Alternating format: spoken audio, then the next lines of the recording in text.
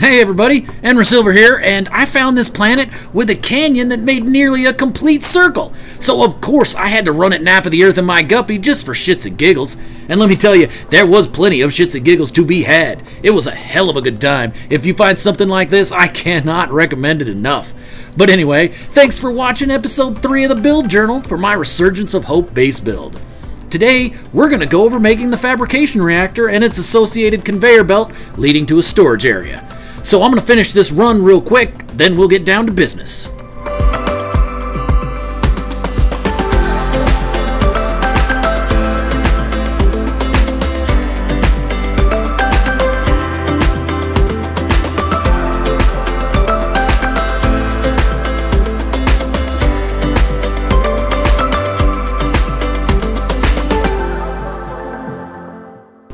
Now, like I mentioned in an earlier build journal, I picked my build site not only for the crater, but also for the large dead-end cave in the bottom of the crater. From the beginning, this was going to be a reactor that was fabricating supplies for the launch. To start things off, I placed a light panel flat on the ground at the back center of the cave and glitched another light panel onto it, so I had a vertical light panel with its connection point at ground level to glitch an exocraft summoning station onto. I then placed 3 other light panels in the same orientation at the edges of an imaginary box, 2 floor panels wide and tall. I then centered a floor panel behind the lowest light floor and then put a wall up behind it and decided to have some more fun with batteries. On the wall, I lined up 2 pill lights on each corner and then glitched a battery onto the innermost one. This gave me a spacing that I didn't really like, so I deleted all the inner pill lights and glitched a battery onto the connector of each outer light. I then glitched another battery onto the inner connector of each of the first batteries and deleted the wall and original batteries, leaving me with 4 batteries ready to have light fissures glitched onto their connectors.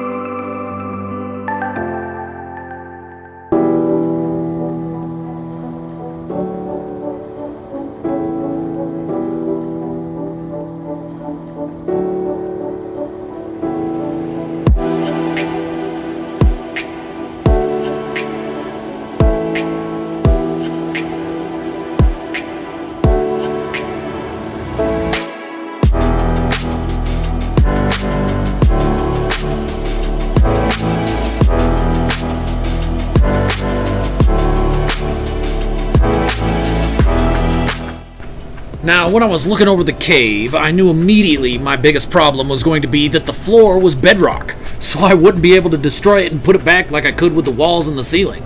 For the sides of the reactor, I wanted them to be mirrored mineral extractors glitched onto the same point.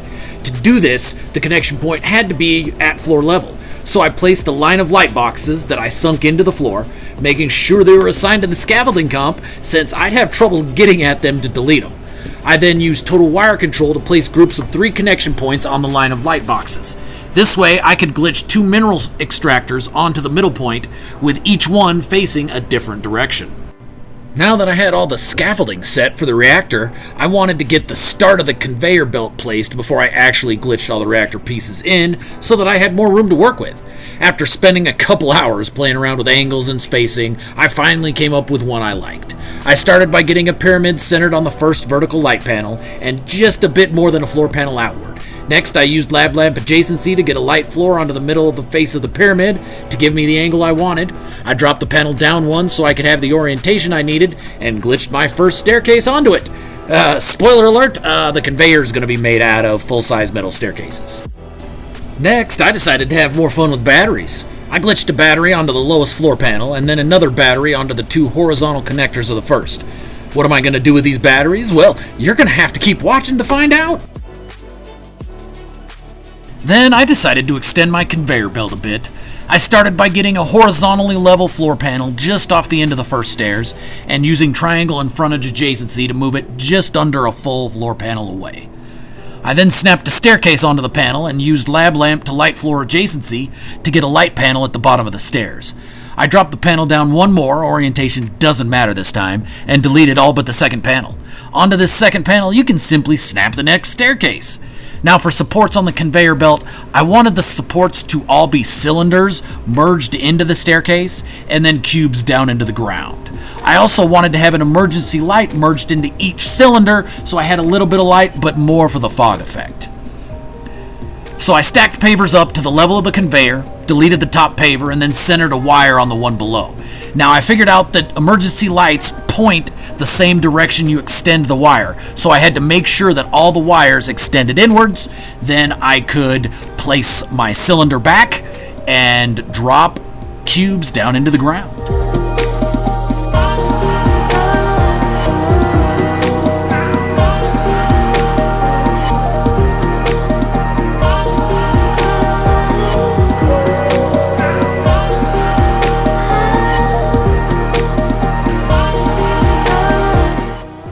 Now it was finally time to start assembling my reactor. I started with the light fissures, glitching one onto each connector of the batteries in the back.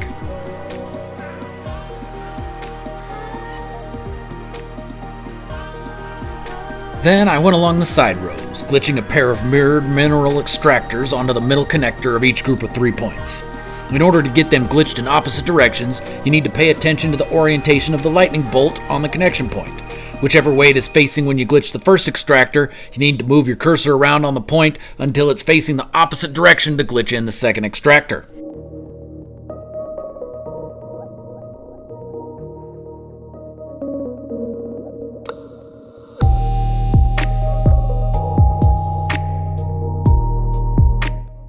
Now, it's time for those batteries I glitched into the ground. I'm going to glitch emergency lights onto them. I'm going to put one emergency light on each connector, and if you'll notice, the connector that's up against the light panel for each battery overlap. So that spot I'm actually going to be able to put mirrored emergency lights on.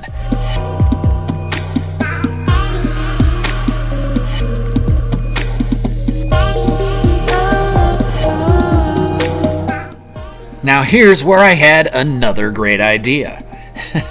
I'm a big fan of Horizon Zero Dawn, and I thought to myself it'd be pretty cool if I could get this reactor to look like one of those cauldrons from the game. So I figured the easiest way to do that would be to put a line of signal boosters across the front here. But in order to do that, I was going to need another line of light boxes and then use total wire control to get connection points across on the top of them. So I put the line in halfway from either side to make sure that it meets in the middle. I then used total wire control to center a connection point on top of every other box, because the signal boosters are wide enough that if I did it every box, they would start running into each other. Every other box gives me a nice spacing that I could work with.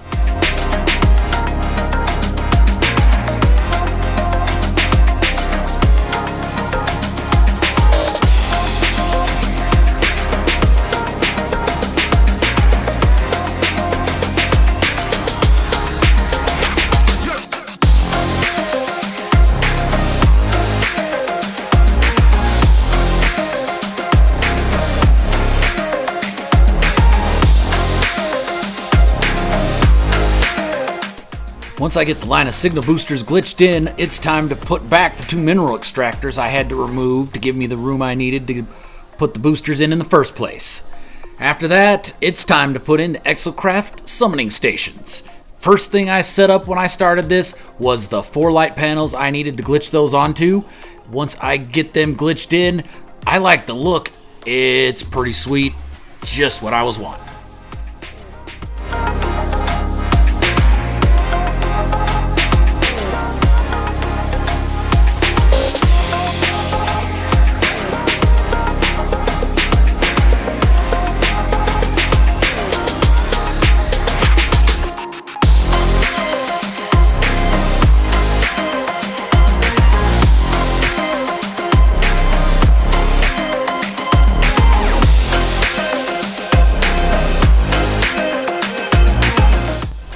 Now I use my terrain manipulator to put back all of the stone that I knocked away when I glitched everything in. And then I take a little look at the whole picture. It looks pretty good, except I don't like the naked signal boosters just sticking out of the ground. So I decide easy way to hide them is glitch adornment cubes onto the same spot they're glitched onto. That'll hide them quite nicely.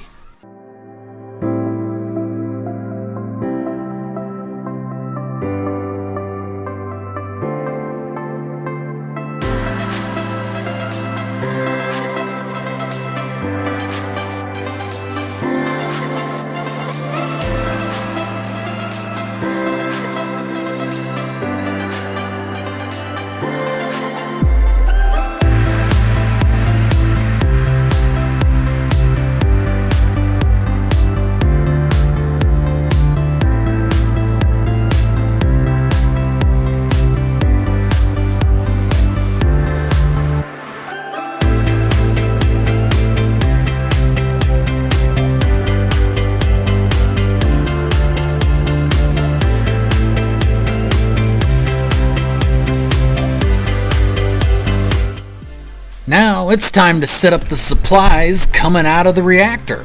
So first I set up a little shelf of adornments. All of these are assigned to my scaffolding comp because I'm going to delete them at the end and just leave the supplies suspended in the air as if they're popping out of the fabricator. And on each side I put a couple of these robot arms from the deco menu positioned so it looks like they're grabbing the supplies as they come out of the fabricator and setting them on the conveyor belt.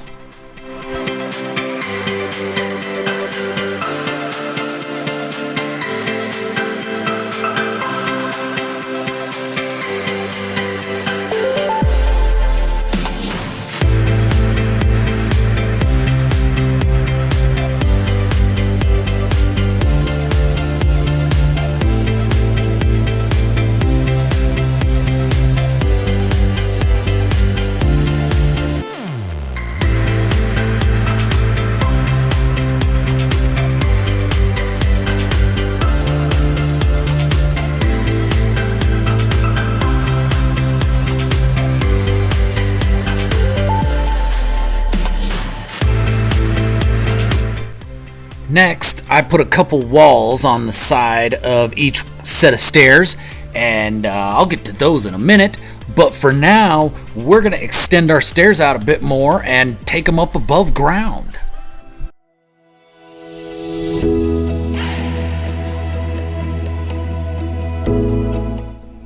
Now, once I got the stairs angled upwards, I just kept snapping them on and took them above ground. Now, at the time, this saved quite a bit of time, but in retrospect, I regretted the decision because this meant the conveyor belt headed straight up instead of at an angle. Everybody knows conveyor belts don't work if they're straight up and down. They've got to have an angle. So in the end, this didn't work for me. I don't know if anybody else noticed it, but I did, and it bothered me. However, at the time, this is what I had the time for, so I went with it.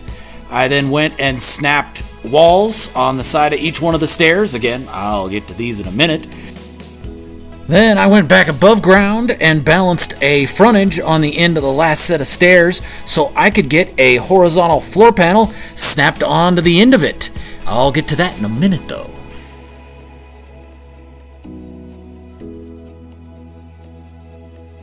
I then went back below ground and glitched emergency lights into each one of the cylinders of my first supports, and then went along and started setting up supports for the rest of the conveyor belt.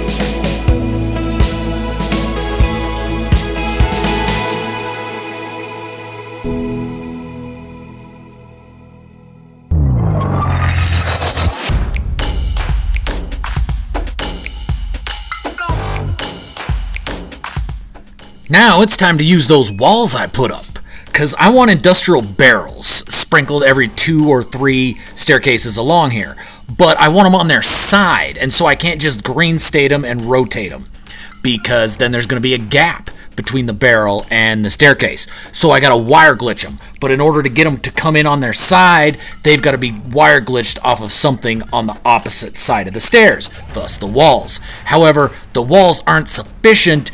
If I just glitch them off the walls, they come in off center. So I've got to wire glitch a paver onto the walls and then wire glitch them off of the paver. And when I do that, the industrial barrel comes in nice and centered, just like I want it.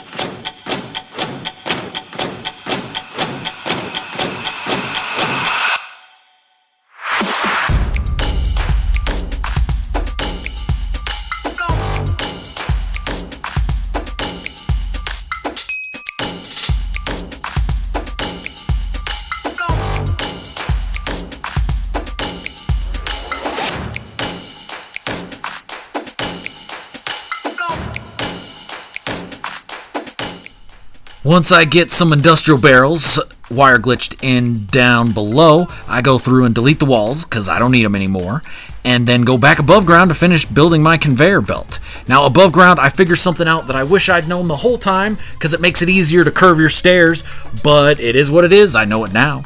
So if you take a lab lamp adjacency to a light panel on the edge of the stairs and then drop it down by 1 panel, if you'll notice here, the stairs snap to that 1 panel with a little bit of overlap. It'll still green state, but there's some overlap.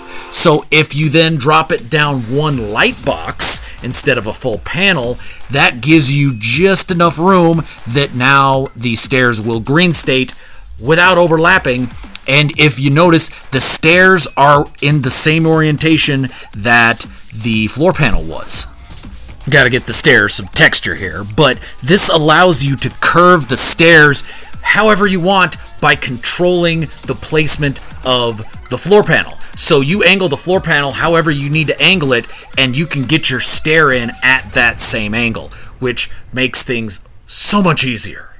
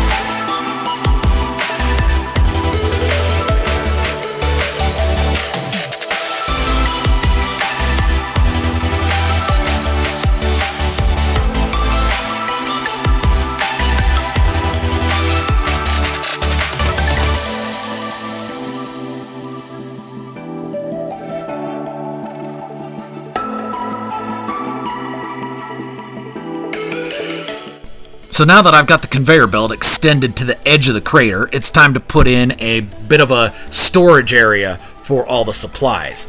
After playing around with a couple different kinds of foundations, I decide to go with the circular foundation pieces. And I want 2 of them side by side because I want a little bit bigger of a storage area. However, the problem I run into is 2 of them side by side, you can't walk in between them.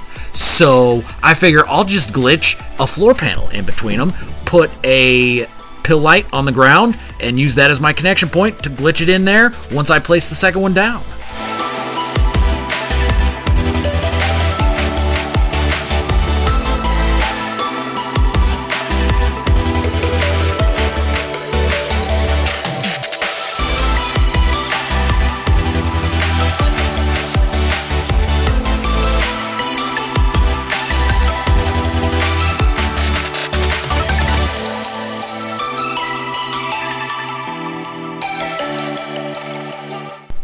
However, once I get them placed down, I realize that the connection point on the ground is too low. It's going to glitch in a floor panel below the surface of each one of those.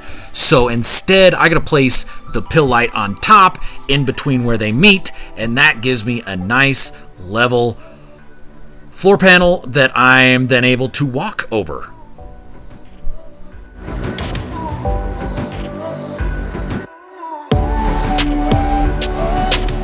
So now it's time to fill up the rest of the conveyor belt. I go through the interior deco menu and pick out 6 different kinds of crates and or supply looking pieces. And I decide to put 1 per stair piece all the way up. And so I just start wire glitching them on. The only ones I can't wire glitch on are those little suitcases that I just showed, because they're super tiny in their normal size, and I need them blown up as much as I can. So they've got to be on pieces where I can green state them. But everywhere else, I can just wire glitch the crates on.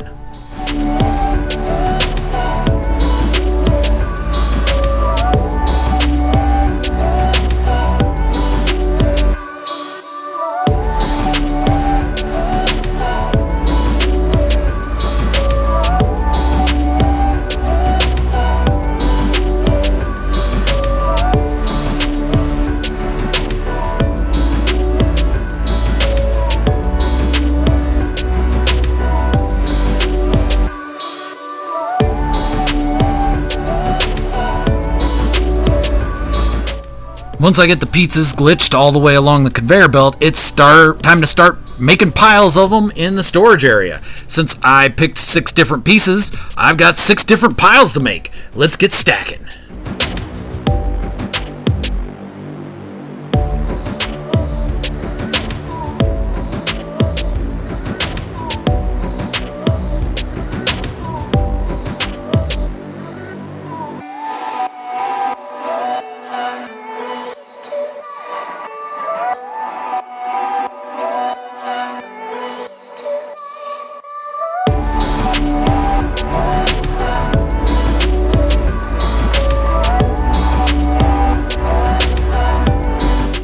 So once I get the supply area all set up, it's time to put in the last supports for the conveyor belt above ground, get the emergency lights glitched into them, and then that's it. We're done with the conveyor belt and the fabricating reactor. So that's it for episode 3 of the Build Journal. Thanks for watching, everybody. Check back in a couple days for episode 4, where we're going to go over building the electromagnetic tower and the reactors feeding it. So I will see you all later.